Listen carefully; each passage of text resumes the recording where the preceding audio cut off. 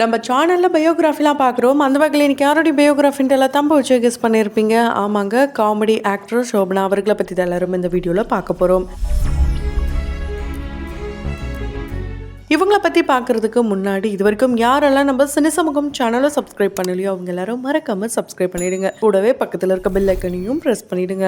மறைந்த சோபனா அவர்களுடைய மறைவு பார்த்தீங்கன்னா யாராலுமே ஏற்றுக்க முடியல அப்படின்னு தான் சொல்ல முடியும். இப்போ வரைக்கும் அவங்களுடைய சீரியலாக இருக்கட்டும், படங்களாக இருக்கட்டும், இது ஏதாவது ஒரு காட்சியை நம்ம பார்த்தாலே ஏன் இவங்க இந்த மாதிரியான ஒரு தவறான முடிவு எடுத்தாங்க அப்படின்ற கேள்வி தான் நமக்கு வரும். ஏன்னா அந்த அளவுக்கு அடுத்த கோவை சரளா அப்படின்ற பேர் எடுக்கணும்ட்டு கோவை சரளா அவர்களே வாழ்த்து சொன்ன ஒரு நடிகை அண்ட் கோவை சரளா அவர்கள் கையில இருந்து வாங்கின பரிசு, ஆட்சி அம்மா கையில இருந்து வாங்கின பரிசு, இது போல நிறைய விஷயங்கள் அவங்க பண்ணி பெரிய ஆளா வருவாங்க நினைச்சிட்டு இருந்த சமயத்துல தான் இவங்க ஒரு தவறான முடிவு, அதாவது சூசைட் அப்படின்ற ஒரு விஷயத்த பண்ணிட்டாங்க. என்னதான் இவங்க மறைந்தாலும் இவங்களுடைய மறைவுல இருந்து மீள முடியாம இப்ப வரைக்கும் அவங்களுடைய குடும்பத்தார் இருக்கதான் செய்யறாங்க. இவங்களுடைய அம்மா இவங்களுடைய இறப்பை நினைச்சு இறக்குற வரைக்கும், அதாவது அவங்க இறக்குற வரைக்குமே திட்டிட்டு தான் இருந்திருக்காங்க. அவங்க அம்மா வேற யாருமே கிடையாது, வைரம் அப்படின்ற நாடக குழுவில் இருந்த ராணி. அதனாலதான் இவங்களுடைய நேமே வைர ராணி அப்படின்னு மாறிச்சு. இவங்களுடைய அப்பாவும் அதே நாடக குழுவில் தான் இருந்திருக்காரு, ஜெயராம். இவங்க மன்னார்குடியை சேர்ந்தவங்க. இவங்களுக்கு 2 பெண் பிள்ளைகள். அதுல ஒருத்தவங்க பெரியவங்க பாத்தீங்கன்னா ஆனந்தி. அதை தொடர்ந்து வந்தவங்க தான் நடிகை சோபனா அவர்கள். இதுல ஆனந்தி அவர்கள் பாத்தீங்கன்னா ரொம்பவே சாஃப்ட் நேச்சர். சமீபத்துல ஒரு இன்டர்வியூ ஒன்று கொடுத்துருக்காங்க. அதை பார்க்கும் போது அவங்கள பார்த்தா என்ன நடிகை அம்பிகா மாதிரி இருக்காங்க அப்படின்ட்டு நிறைய பேர் சொல்லியிருக்காங்க. அண்ட் இவங்களும் ஒரு நடிகை தான். ஒரு ஊமையில் ராகம் அப்படின்ற ஒரு படம் மூலயமா ஹீரோயின் அறிமுகமானது மட்டும் இல்லாம அந்த படத்துல அவங்க கூட பேர் பண்ணவரையே இவங்க காதலிச்சு திருமணம் பண்ணிக்கிட்டாங்க. திருமணத்துக்கு அப்புறம் அவங்க நடிக்க போல, அதனால தன்னுடைய சிஸ்டர் நடிக்க போனதுக்கு இவங்க ரொம்பவே சப்போர்ட்டிவா இருந்தாங்கன்னே சொல்லலாம். அந்த வகையில ஃபர்ஸ்ட் இவங்க வெள்ளித்திரையில விசு அவர்களுடைய சிகாமணி ரமாமணி அப்படின்ற படத்துல திலீப் அவர்கள் கூட பேர் பண்ணது மட்டும் கிடையாது, இவங்க சின்ன திரை மூலமா ரொம்ப ஃபேமஸ் ஆயிட்டாங்க. மிரண்டா மீண்டும் மீண்டும் சிரிப்பு அப்படின்ற ஷோ மூலமா 1998 சின்ன திரையில அறிமுகமாகி ரொம்ப ஃபேமஸ் ஆனாங்க. ஆனா அதுக்கு முன்னாடியே சின்ன திரையில விழுதுகள் அப்படின்ற சீரியல் மூலமா ரொம்ப ஃபேமஸ் ஆனாங்க. அந்த சீரியல் மூலமா தான் இவங்களுக்கு தேவதர்ஷினி அவர்கள்லாம் ரொம்பவே க்ளோஸ் ஆனாங்க. சொல்ல போனா ஒரு சிஸ்டர் அப்படின்னு சொல்லலாம். தேவதர்ஷினியும் இவங்களும் க்ளோஸ் ஃப்ரெண்டா இருந்ததுனாலதான் என்னதான் இவங்க நல்ல பெர்ஃபார்மரா இருந்த சமயத்திலும் இவங்களுடைய உடம்பு ஒத்துழைக்காத காரணத்தினால காஞ்சனா படத்துக்கு இவங்க தேவதர்ஷினிய பரிந்துரை செஞ்சதுனாலதான் காஞ்சனா படத்துல அவங்க நடிச்சாங்க. ஆனா கோவை சரளா அவர்கள் சோபனா அவர்களை தான் பரிந்துரை செஞ்சிருக்காங்க. ஸோ கண்டிப்பா தேவதர்ஷினியோடைய நடிப்பு நமக்கு ரொம்ப நல்லாவே பிடிச்சிருக்கும். இருந்தாலும் சோபனா நடிச்சிருந்தா இன்னும் அது நல்லா தான் இருந்திருக்கும். இந்த மீண்டும் மீண்டும் சிரிப்பு அந்த ஒரு ஷோ மூலயமா இவங்களுக்கு வெந்நீராடை மூர்த்தி அவர்கள் ரொம்பவே க்ளோஸ் ஆயிருக்காரு. அவங்க கூட அந்த காமெடி சென்ஸ்லாம் பார்த்தீங்கன்னா ரொம்பவே சூப்பராக ஒர்க் அவுட் ஆயிருக்கும். ஆனால் அதே ஏஜை வச்சு தான் இவங்க ஐயோ நம்ம எப்படி நடிக்க போகிறோம் தெரியலையே அப்படின்ற ஒரு குழப்பமும் இவங்களுக்குள்ள இருந்துதான். ஆனால் அந்த காமெடி சென்ஸ்லாம் ஒர்க் அவுட் ஆனதுனால இவங்க தொடர்ந்து நடிக்க ஆரம்பிச்சிருக்காங்க. அதுக்கப்புறம் வெந்நீராடை மூர்த்தி அவர்களுக்கு உடல்நிலை சரியில்லாத காரணத்தினால அந்த இடத்துல மயில்சாமி அவர்கள் நடிக்க அது கொஞ்சம் டவுன் ஆக ஆரம்பிச்சிருக்கு. அதுக்கப்புறம் தான் இவங்களுக்கு விஜய் டிவில இருந்து ஆஃபர் வர ஆரம்பிச்சிருக்கு. அந்த வகையில் லொல்லு சபா அப்படின்ற ஷோவில் இவங்க சூப்பரான பர்ஃபார்மன்ஸ்லாம் கொடுத்துருப்பாங்க. இதில் குறிப்பாக யோகி பாபா அவர்களாக இருக்கட்டும், சந்தானம் அவர்களாக இருக்கட்டும், இவங்க சின்ன திரையில் இருக்கும்போது இவங்களுக்கு ஊக்குவிக்கிற வகையில் நிறைய பாசிட்டிவான விஷயங்களை பேசியிருக்காங்களாம். அதை சமீபத்தில் கூட யோகி பாபா அவர்கள் இவங்க இந்த மாதிரி பெரிய ஆளாக வருவாங்க அப்படின்னு சொன்னாங்கன்ட்டு அவங்கள பற்றியும் ரொம்ப பெருமையாலாம் பேசியிருக்காரு. அண்டு அந்த ஒரு ஷோவை பார்த்ததுக்கு அப்புறம் தான் இவங்களுக்கு பட வாய்ப்புகள்லாம் அடுத்தடுத்து வந்ததுன்னே சொல்லலாம். அந்த வரிசையில் இவங்களுடைய பேர், அதாவது வடிவேல் அவர்களுடைய ஜோடி அப்படின்னு சொன்னாலே வெள்ளித்திரையை பொறுத்த வரைக்கும் சோபனா அவர்களுடைய நேம் தான் வரும். ஏன்னா அந்த அளவுக்கு தான் அவங்களுடைய பேர் நல்லாவே ஒர்க் அவுட் ஆயிருக்கும் வெள்ளித்திரையில. சில்லுன்னு ஒரு காதல் படத்தை எடுத்துக்கிட்டோம்னா இதில் ஜோதிகா அவர்களுடைய அக்கா கேரக்டர் பண்ணது மட்டும் இல்லாம வடிவேல் அவர்களுடைய மனைவி கேரக்டரும் பண்ணியிருப்பாங்க. ரொம்ப சூப்பராகவே நடிச்சிருப்பாங்கன்னே சொல்லலாம். இதுல தான் அந்த செல்லத்தாய் குருவம்மா காமெடியை வந்திருக்கும். அண்ட் ஆன் த ஸ்பாட்ல தான் நிறைய டைலாக்ஸ் எல்லாத்தையுமே எடுத்து விட்டாராம் வடிவேல் சார். அந்த சமயத்துல கோவை சரளா அவர்கள் இவங்களுக்கு ரொம்ப க்ளோஸாக இருந்ததுனால நிறைய அட்வைஸ்லாம் கொடுத்துருக்காங்க.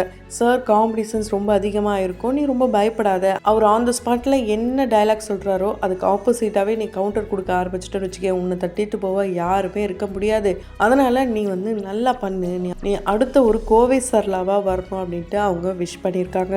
இந்த ஒரு படம் மட்டும் இல்லாமல் சேவலாக இருக்கட்டும், சேவலில் பார்த்தீங்கன்னா சிம்ரன் அவர்களுடைய ஃப்ரெண்டு கேரக்டர் பண்ணியிருப்பாங்க. அதுலேயும் வடிவேல் சார் தான் பேராக இருக்கிற மாதிரி காட்டியிருப்பாங்க. நகரம் படத்துலேயும் வடிவேல் சார் கூட பேர் பண்ண மாதிரி காட்டியிருப்பாங்க. எம்மகன் படம்லாம் அல்டிமேட் படம். இப்போ வரைக்கும் நம்மளால் மறக்கவே முடியாத படம்னே சொல்லலாம். எத்தனை முறை பார்த்தாலும் பார்த்துக்கிட்டே இருக்கலாம். அந்த மாதிரியான ஒரு படம். இவங்களுக்கு டேட் இஷ்யூனால தான் இவங்களை கடைசி சீக்வன்ஸில் பார்த்தீங்கன்னா மேரேஜ் ஆன மாதிரி இவங்க வந்து பெரிய கடை ஓப்பன் பண்ண மாதிரியான காட்டியிருப்பாங்களாம். அதுக்கே வந்து டேரக்டர் இல்லை நீ போகக்கூடாது, உனக்கு நிறைய பெரிய சீக்வன்ஸ் வச்சிருக்கேன், நீ என்ன இப்படி படத்தையே சொதப்பிடுவ போல இருக்கே, வடிவேல் சார் வேற இருக்காரு, நீ பேர் பண்ணணும் அப்படிலாம் சொல்லி வடிவேல் சாரே ஒரு பாயிண்ட்ல இல்லை அவங்களுக்கு ட்ராமாவும் இருக்குல்ல, அவங்க பண்ணிட்டு வரட்டும், எனக்கு வேற சீக்வன்ஸ் கொடுங்க அப்படிலாம் கேட்ட கதைலாம் கூட இருக்காங்க. அந்த அளவுக்கு இவங்களுக்கு டேட் இஷ்யூலாம் இருந்திருக்கு. கால் ஷீட்டே கொடுக்க முடியாத அளவுக்கு தான் இவங்க கண்டினியூஸா நடிச்சிருக்காங்க. அதனாலதான் சிறுத்தை படத்துலயும் இவங்க ஃபர்ஸ்ட் ஹாஃப்ல ஒரு சின்ன ரோல் பண்ணியிருப்பாங்க. வேலாயுதம் படத்துலயும் நடிச்சிருப்பாங்க. குரு என்ன ஆளு இந்த படத்துல பாத்தீங்கன்னா விவேக் அவர்கள் கூட நடிச்சிருப்பாங்க. யுவன் யுவதி இந்த படத்தில் சந்தானம் அவர்கள் கூட பேர் பண்ணியிருப்பாங்க. இப்படி டாப் லெவலில் வர வேண்டியவங்க எதனால இந்த மாதிரி ஒரு தவறான முடிவெடுத்தாங்கன்றது இப்போ வரைக்கும் அவங்களுடைய குடும்பத்துக்கும் தெரியலையாம். அதை சமீபத்தில் தான் அவங்களுடைய சிஸ்டரே ஓப்பன் அப் பண்ணியிருந்தாங்க. ஏன்னா அவங்களுடைய இறப்பு பார்த்தீங்கன்னா ரொம்ப கொடுமையாகவே இருந்துதாங்க. அதாவது உயிர் போகிறதுக்கு அவ்வளோ ஒரு தவிப்பில் இருந்துதாம் அந்த உயிர். இவங்க தண்ணியெல்லாம் கொடுத்துருக்காங்க. இவங்களுடைய சிஸ்டருடைய மகள் இவங்களை காப்பாற்றணும்னு ரொம்பவே போராடி இருக்காங்க. எல்லாரையும் கத்தி கூப்பிட்டுருக்காங்க. ஒருத்தரும் ஹெல்ப் பண்ணுறதுக்கு வரலையாம். இவங்களுடைய அம்மா பார்த்தீங்கன்னா கேன்சர் பேஷண்ட்டாக இருந்திருக்காங்க. இருந்தாலும் அவங்களும் கத்தி கூப்பிட்டுருக்காங்க. யாருமே வரலையாங்க. அதனாலே இவங்க சொந்த பந்தம் அந்த சுற்றுச்சூழல் எல்லாத்தையுமே இவங்க வந்து வெறுக்க ஆரம்பிச்சிருக்காங்க. இவங்களுடைய அம்மா ரொம்பவே போல்டான லேடியாங்க.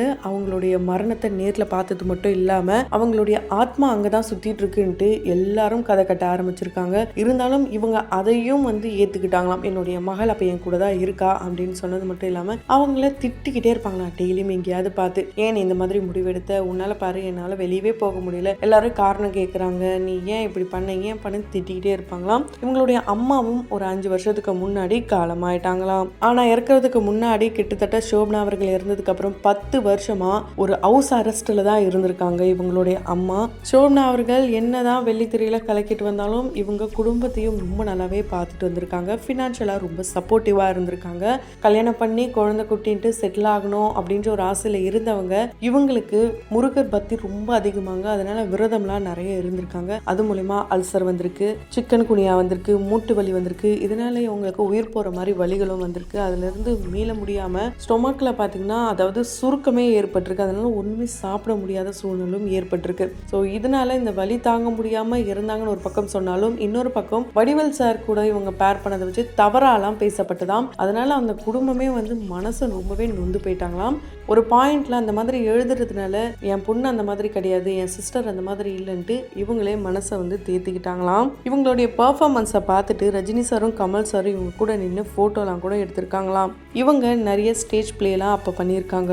இவங்களுக்கு இது போல் வியாதிகள்லாம் இருந்ததுனால எனக்கு கல்யாணம் வேணாம், குழந்தை குட்டிலாம் வேணாம், நான் உன்னுடைய பசங்களே பார்த்துக்கிறேன்ட்டு இவங்களுடைய அக்கா கிட்ட சொல்லி எமோஷ்னலாக இருக்காங்க.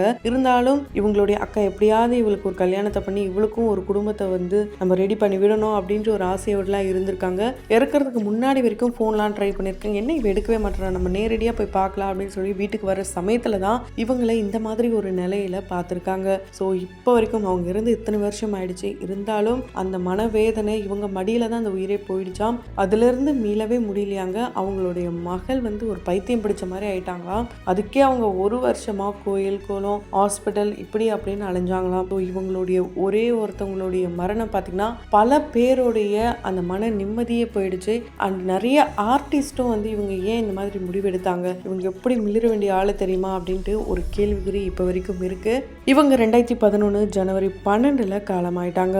ஸோ கண்டிப்பாக நிறைய பேர் இவங்கள மிஸ் பண்ணுவீங்க. அந்த வகையில் இவங்களை உங்களுக்கு எந்த அளவுக்கு பிடிக்கும், எந்த சீரியல் ரொம்ப பிடிக்கும், எந்த படம் ரொம்ப பிடிக்கும் கமெண்ட் பாக்ஸில் மறக்காம கமெண்ட் பண்ணுங்க. தொடர்ந்து பயோகிராஃபிலாம் பார்க்கணும்னு நினைச்சோம்னா உடனே நம்ம சினி சமூகம் சேனலை சப்ஸ்கிரைப் பண்ணிட்டு பக்கத்தில் இருக்க பெல் ஐக்கனையும் மறக்காம ப்ரெஸ் பண்ணிடுங்க.